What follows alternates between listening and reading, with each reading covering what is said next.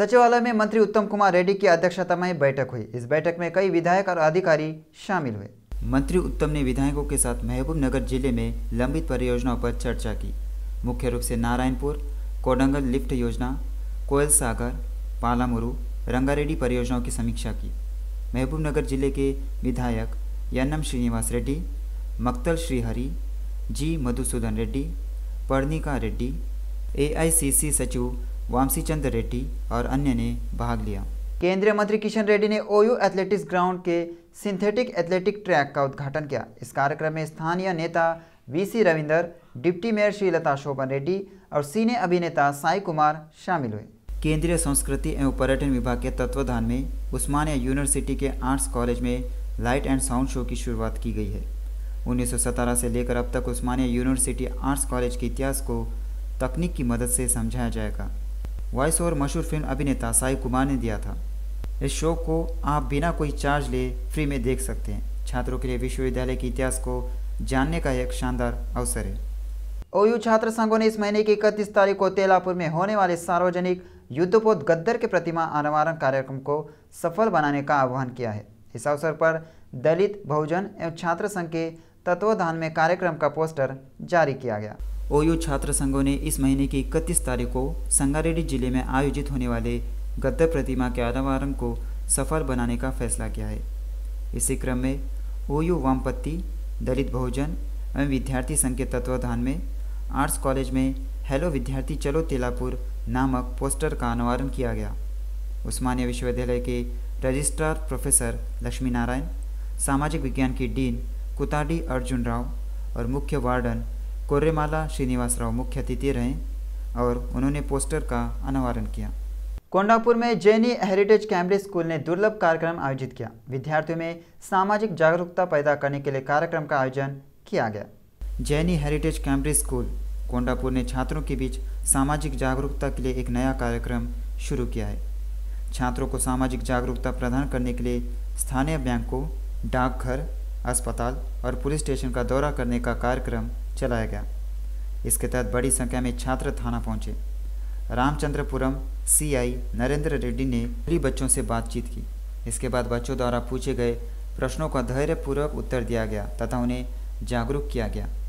School प्रबंधन ने बताया कि विद्यार्थियों में सामाजिक जागरूकता लाने के लिए यह कार्यक्रम आयोजित किया गया था। मुख्यमंत्री रेवंत रेड्डी ने अधिकारियों को निर्देश दिया है कि तेलंगाना में जहां भी मेडिकल कॉलेज है वहां नर्सिंग और पैरामेडिकल कॉलेज खोलने के लिए कदम उठाएं और इसके लिए एक सामान्य नीति लाएं। सचिवालय में चिकित्सा एवं स्वास्थ्य विभाग की समीक्षा की गई। मंत्री दामोदर राज नरसिम्हा, सरकार की मुख्य सचिव शांति कुमारी और संबंधित अधिकारी उपस्थित थे और उन्होंने अधिकारियों को कोंडागल में मेडिकल और नर्सिंग कॉलेजों की स्थापना पर ध्यान देने की सलाह दी। वे यह सुनिश्चित करना चाहते हैं कि बीबीनगर एम्स में संपूर्ण चिकित्सा सेवाएं उपलब्ध कराई जाएं। उन्होंने कहा कि अगर एम्स पूरी तरह उपलब्ध हो जाता है तो खम्मम, वरंगल और नलगोंडा जिलों के लोगों को फायदा होगा। इससे उस्मानिया और निम्स अस्पतालों पर बोझ कम होगा। गांधी भवन में कांग्रेस नेताओं की बैठक हुई। पूर्व पीसीसी चीफ विच ने कहा कि कविता की स्थिति देखकर तो उन्हें समझ नहीं आया कि हंसे या रोए। उन्होंने आलोचना की कि केसीआर कभी भी फूले की जयंती और पुण्यतिथि पर नहीं आए। उन्होंने कहा कि केसीआर ने कहा था कि जाति जनगणना की कई है, लेकिन उन्होंने इसका खुलासा किए बिना ही इसे कुचल दिया। बड़गू ने कहा कि यह कांग्रेस है जो कमजोर वर्गों के लिए काम करती है और रेवंत का जाति जनगणना करने का निर्णय सराहनीय है। बीआरएस के वरिष्ठ नेता और विधायक हरीश राव ने आलोचना की कि मंत्री कांग्रेस के लोकतंत्र की तुलना में जनता के प्रतिनिधियों का अपमान कर रहे हैं। उन्होंने कहा कि यादाद्री भुवनगिरी में एक आधिकारिक समारोह में जिला परिषद अध्यक्ष संदीप रेड्डी के साथ कथित तौर पर दुर्व्यवहार किया और यह कांग्रेस की तानाशाही प्रवृत्ति का प्रमाण है। कोमटिरेड्डी रेड्डी ने कथित तौर पर पुलिस को एक आदेश जारी किया है, जैसे कि उन्होंने जो कहा था कि वो पर्याप्त नहीं था और जबरन संदीप रेड्डी को बाहर भेज दिया है। वे कोमटिरेड्डी रेड्डी के व्यवहार की कड़ी निंदा करते हैं। सभी लोकतंत्रवादियों से कोमटिरेड्डी रेड्डी की प्रवृत्तियों का कड़ा विरोध करने का आह्वान किया गया है। क्या कोमटिरेड्डी रेड्डी को लोकतंत्र में कोई आस्था नहीं है? जिला परिषद अध्यक्ष संदीप रेड्डी ने तत्काल माफ़ी की मांग की। भाजपा राज्य शाखा के अध्यक्ष किशन रेड्डी ने कहा कि लोकसभा चुनाव में तेलंगाना में किसी भी पार्टी के साथ गठबंधन नहीं किया जाएगा। आज उन्होंने मल्लेपल्ली डिवीजन के आगापुर में बावर बोर का उद्घाटन किया। अधिकारियों से कई बार शिकायत करने के बाद भी कोई कदम नहीं उठाया गया है। किशन रेड्डी ने स्थानीय अधिकारियों को तुरंत आवश्यक कदम उठाने को कहा। इस संदर्भ में उन्होंने कहा कि भाजपा राज्य में किसी के साथ गठबंधन नहीं करेगी। सैदाबाद कॉलोनी के रामादेवी स्कूल के छात्र आरुष और अभियुक्त ने राष्ट्रीय ताइक्वांडो प्रतियोगिता में स्वर्ण पदक जीता। National taekwondo junior championship Bangalore में आयोजित की गई। 2024 में अवक्त्य ने अंडर 10 बालक वर्ग में गोल्ड मेडल जीता था। राष्ट्रीय स्तर पर ताइक्वांडो प्रतियोगिता में उत्कृष्ट प्रदर्शन के लिए कोच, स्कूल के शिक्षकों और सैदाबाद कॉलोनी के निवासियों ने दोनों को बधाई दी।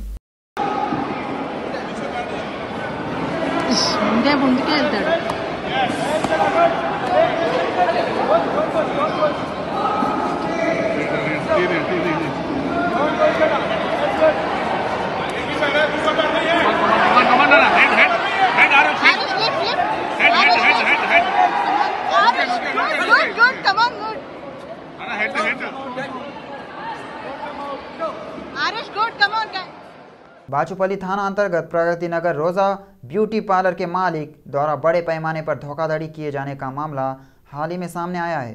फ्रेंचाइजी के नाम पर 2 करोड़ रुपए चूना लगा गया। इससे पीड़ितों ने पुलिस से शिकायत की। रोज गोल्ड ब्यूटी पार्लर के नाम पर 3 करोड़ वसूलने के बाद दंपति गायब हो गए। समीना, इस्माइल और जैसिका ने यूट्यूब चैनलों पर विज्ञापन देकर और ग्राहकों को आकर्षित करके पीड़ितों को धोखा दिया। समीना और इस्माइल ने कहकर लोगों को विश्वास दिलाया कि यदि मैं फ्रेंचाइजी लेते हैं तो उन्हें 35,000 प्रति माह वेतन मिलेगा। लेकिन दंपति ने पीड़ितों को 2 से 3 महीने तक समय अनुसार वेतन दिया, बाद में वेतन देना बंद कर दिया। और इस पर संदेह होने पर जब वे मुख्य कार्यालय गए तो पीड़ितों को एहसास हुआ कि उन्हें धोखा दिया गया था, क्योंकि वहां ताला लगा हुआ था और उन्होंने पुलिस से संपर्क किया। बोराबंडा थाना क्षेत्र में आग लगने की घटना हुई है। घटना सारथी हाउसिंग सोसाइटी में हुई। स्थानीय लोगों ने तुरंत इसकी सूचना फायर ब्रिगेड को दी। मौके पर पहुंचे दमकल कर्मियों ने आग पर काबू पाया। स्थानीय लोगों ने बताया कि पूजा कक्ष में उस समय आग लगी जब घर पर कोई नहीं था। बीआरएस के वरिष्ठ नेता राहुल श्रीधर रेड्डी ने कहा कि जीप अध्यक्ष एलिमिनेटी संदीप रेड्डी के साथ पुलिस द्वारा धक्का मुक्की करना ठीक नहीं है। उन्होंने कहा कि संदीप रेड्डी के खिलाफ हिंसा कांग्रेस पार्टी के अहंकार का सबूत है। वे अपने जनप्रतिनिधियों का अपमान कर रहे हैं और उन्होंने कहा कि अगर मंत्रियों से पूछताछ की जाती है तो वे पुलिस को उकसा रहे हैं और धक्का दे रहे हैं। उन्होंने कहा कि मंत्री सत्ता का धर्म निभा रहे हैं। विधायक माधवराम कृष्ण राव ने कहा कि दानदाताओं एमएलसी नवीन कुमार के सहयोग से कुकटपल्ली में जर्जर स्कूल भवनों को हटाकर नए स्कूल भवनों का निर्माण कराया गया। विधायक ने इस बात पर नाराजगी जताई है कि अधिकारियों ने दानदाताओं की फोटो लगाए बिना ही उद्घाटन कार्यक्रम आयोजित कर दिया। विधायक माधवराम कृष्ण राव और एमएलसी नवीन कुमार ने कुकटपल्ली मंडल प्राथमिक सरकारी स्कूल के नवनिर्मित स्कूल भवन कार्यक्रम का उद्घाटन किया। उन्होंने कहा कि विधानसभा क्षेत्र में 44 सरकारी स्कूल है और उनमें से कुछ जर्जर है। पिछले 2 वर्षों में दानदाताओं एमएलसी नवीन कुमार की मदद से उनके नाना माधवराम रामचंद्र राव माधवराम सुशीलम्मा की स्मृति में राजीव गांधी नगर के कुकटपल्ली में 2 स्कूल भवनों का निर्माण किया गया है। प्रसिद्ध कवि और गीतकार सुधाल अशोक तेजा ने कहा कि प्रोफेसर केशवराव और जादव गद्दर ने तेलंगाना के अस्तित्व और सामाजिक चेतना के लिए अपने जीवन का बलिदान दिया। कहा जाता है कि जब भी समाज को उनकी ज़रूरत पड़ी तो उन्होंने आंदोलनों का नेतृत्व किया। तेलुगु विश्वविद्यालय में कार्यकर्ताओं की जयंती मनाई गई। रिटर्न अधिकारी श्याम प्रसाद ने कहा कि ईवीएम को खत्म कर बैलेट से मिलान किया जाना चाहिए। उन्होंने कहा कि अगर उन्होंने इंदिरा पार्क के पास धरना चौक पर 5 दिवसीय दीक्षा लेने का फैसला किया तो उन्हें 1 दिन की दीक्षा की अनुमति दी गई। सोमाजीगुड़ा प्रेस क्लब में आयोजित बैठक में उन्होंने कहा कि वे 30 तारीख को धरना चौक पर दीक्षा लेंगे। बैलेट से चुनाव किया जाना चाहिए। न इंदिरा पार्क के पास धरना चौक पर 5 दिनों के लिए दीक्षा देने की अनुमति दी गई थी। सोमाजीगुड़ा प्रेस क्लब में आयोजित बैठक में उन्होंने कहा कि वे 30 तारीख को धरना चौक पर शुरुआत करेंगे। जिनकी कमाई उनकी है, जिनका खर्चा उनका है। अंत में ऐसे लोग भी हैं जो बची हुई राशि में से कुछ धर्मांध संगठनों, वृद्धाश्रमों और अनाथों को दान करना चाहते हैं। अच्छा विचार है। सामाजिक प्राणी के रूप में एक जिम्मेदारी भी है। उस धन का दुरुपयोग रोकने के लिए पर्याप्त सावधानी बरतनी जानी चाहिए। दान और अनाथों को दान देना, सबसे पहले ये बातें जानना जरूरी है।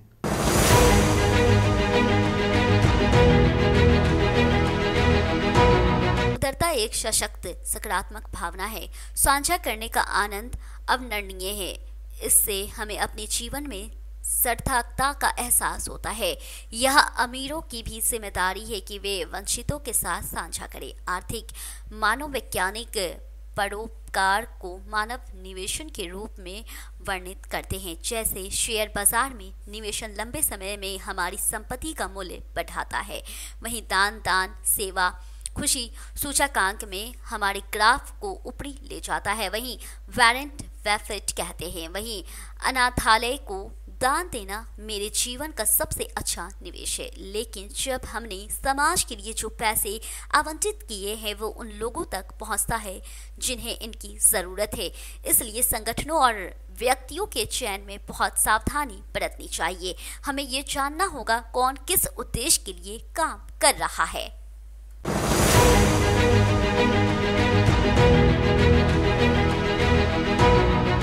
दैनिक समाचार पत्रकारों में विज्ञापन, सोशल मीडिया पे अभियान, लगातार शुभकामना संदेश, चौराहों के पास बांटे गए पर्चे, मदद मांगना और समर्थन की अपील करना किसी न किसी रूप से हमारा ध्यान आकर्षित करने का प्रयास है। जी हाँ, आंकड़े बताते हैं कि देश में 30 लाख से अधिक एनजीओ गरीबों के लिए, अनाथों के लिए, बुजुर्गों के लिए, शारीरिक और मानसिक रूप में विकलांगों के लिए, पर्यावरण के लिए, राजनीतिक जागरूकता के लिए ऐसे कई संगठन हैं जो अपने अपने क्षेत्र में ईमानदारी से काम कर रहे हैं। वहीं परोपकार का मुख्य उद्देश्य आत्मभोग है। जब हम किसी अच्छे काम के लिए धन आवंटित करते हैं जो हमें पसंद है और हमारे जीवन से जुड़ा है, तो वह संतुष्टि दोगुनी हो जाती है। इसलिए न केवल उपयुक्त एनजीओ बल्कि उस संगठन की गतिविधियों पर भी विचार किया जाना चाहिए।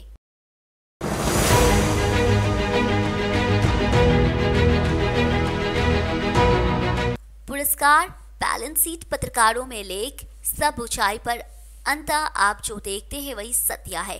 पसंद आए तो लाइक करें। इसलिए एक बार जब आप एक ऐसी एनजीओ चुन लें जो आपके दिल के करीब हो तो उस पर परिसर में जाएं और बच्चे, अनाथों और निराश्रितों से बात करें। उसी क्षेत्र में काम करने वाली अन्य कंपनियों पर जाएं। सोचिए कौन सा संगठन जीवन को अधिक प्रभावित कर रहा है, कौन सा संगठन जीवन बदलने की ताकत रखता है। आपकी मेहनत का सदुपयोग किसके हाथों में होगा। कुछ संगठन एक समाचार पत्र भी देखते हैं जिसमें बताया जाता है पैसे कैसे खर्च किए जा रहे हैं और किसकी मदद की जा रही है। ऐसी जानकारी से उस पर एनजीओ पर हमारा भरोसा बढ़ जाता है और रिश्तेदारों को भी सिफारिश करेंगे। ऐसे लोग हैं जो निवेशन सिद्धांतों का परोपकार से जोड़ते हैं। हर महीने एक निश्चित राशि सिस्टमैटिक इवेंटमेंट प्लान और में डाली जाती है और जब लंबे समय में एक बड़ी राशि दान की जाती है, इससे और पैसे जुड़ेंगे और भी जिंदगियां बेहतर होगी।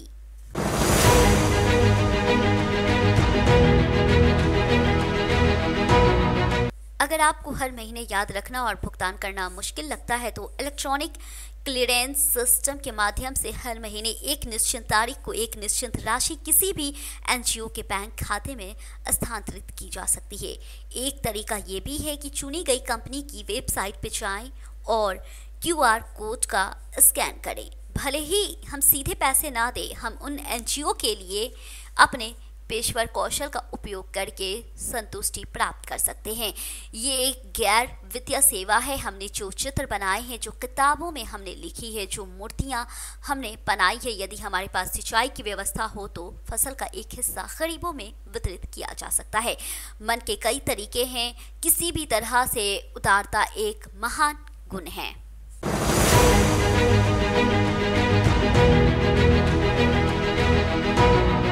दान के माध्यम से आयकर लाभ प्राप्त किया जा सकता है। इनकम टैक्स एक्ट 1961 की धारा 80G के मुताबिक 50 से 100% तक टैक्स राहत मिलती है, लेकिन दान हमारी कुल आय के 10% से अधिक नहीं होना चाहिए। हालांकि यहाँ एक प्रावधान है, जिन संगठनों को हम दान देते हैं उनके लिए 80G पंजीकरण अनिवार्य है, तभी अधिसूचना संस्थानों की सूची की जगह मिलेगी। अपवादों की अनुमति है। वहीं ये 6 छूट नई कर प्रणाली चुनने वाले पर लागू नहीं है। भले ही पुराना तरीका चुना जाए, 2000 रुपये से ज़्यादा का नगद दान इस दायरे में शामिल नहीं होगा। कपड़े, सामान, भोजन, किताबें के रूप में दान भी 80G के तहत अयोग्य है।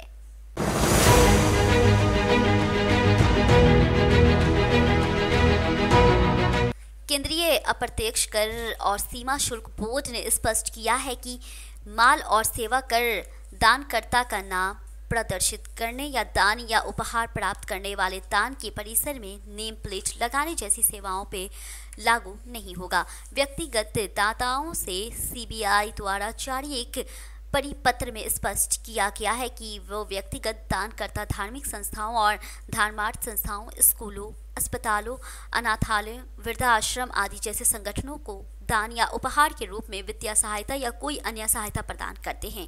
धन्यवाद व्यक्त करने के लिए उनके परिसर में एक नेम प्लेट या इसी तरह की पावती लगाए हैं। जब दाता का नाम पर्याप्तकर्ता संगठन के परिसर में प्रदर्शित किया जाता है तो इसे दाता के परोपकार के कार्य के प्रति कृतज्ञता और सार्वजनिक मान्यता की अभिव्यक्ति माना जाता है, न कि दाता को बढ़ावा देना। यदि ये उसके व्यवसाय का विज्ञापन या प्रचार है तो प्रतिफल को सेवा के आपूर्ति नहीं कहा जा सकता है। दान या उपहार प्राप्तकर्ता कुछ भी करने के लिए बाध्य नहीं है, इसलिए ऐसे विचार पर कोई जीएसटी देनदारी नहीं है।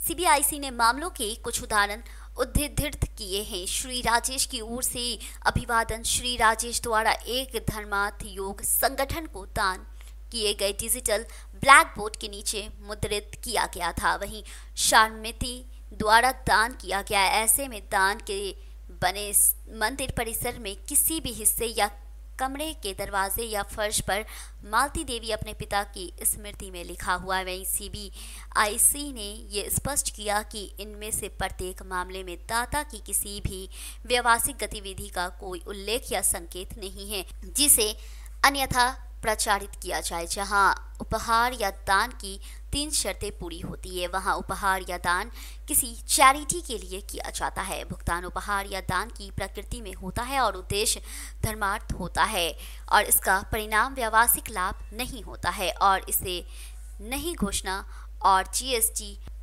पर भय नहीं है। पिछले 21 सालों में मिरेकल फाउंडेशन ने भारत में 300 से अधिक अनाथालयों में 15,000 से अधिक अनाथ और कमजोर बच्चों के जीवन सुधार किया है।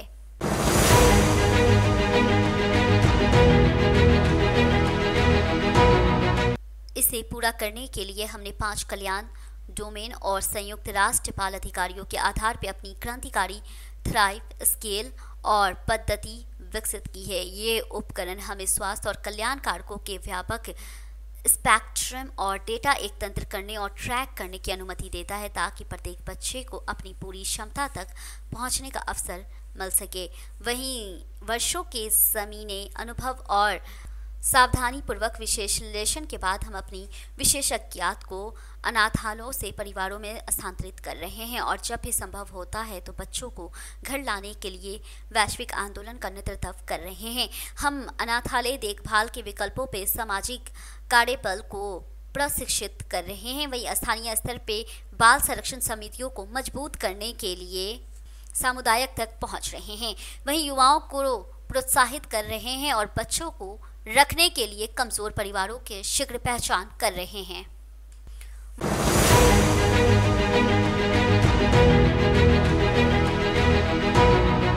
हम अपनी तकनीकी और माप कौशल को अमेरिकी पालन पोषण देखभाल प्रणाली में भी लागू कर रहे हैं। परिवार को उपयोग में आसान ऐप माध्यम से आवश्यक सेवाओं से जोड़ रहे हैं और पालक परिवारों के सामने आने वाली जटिल रिपोर्टिंग आवश्यकताओं को सुव्यवस्थित कर रहे हैं।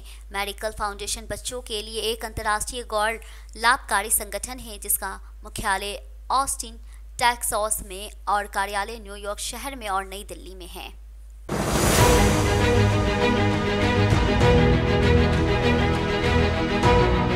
हम सहयोग में विश्वास करते हैं क्योंकि हम जानते हैं कि ये काम किसी भी एक संगठन से बड़ा है। हम गैर लाभकारी और संगठनों के एक वैश्विक नेटवर्क का हिस्सा है जो हमारे जीवन काल में अनाथालयों की आवश्यकता को समाप्त करने के लिए विश्वव्यापी आंदोलन को नेतृत्व कर रहे हैं।